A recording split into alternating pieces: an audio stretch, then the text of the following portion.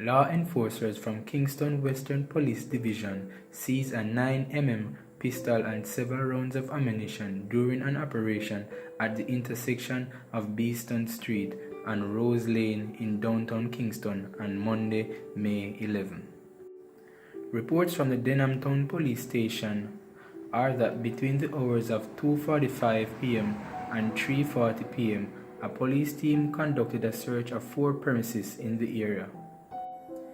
During a search of one of the premises, a Taurus pistol was reportedly found along with 9 rounds of ammunition in a zinc roof. No one was arrested in connection with this gun.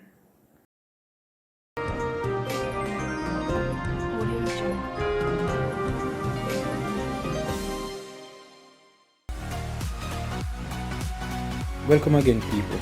Remember to leave a comment below and share and like the video and subscribe for more great content, and remember to check out one of our suggested videos on the screen. Until next time, peace.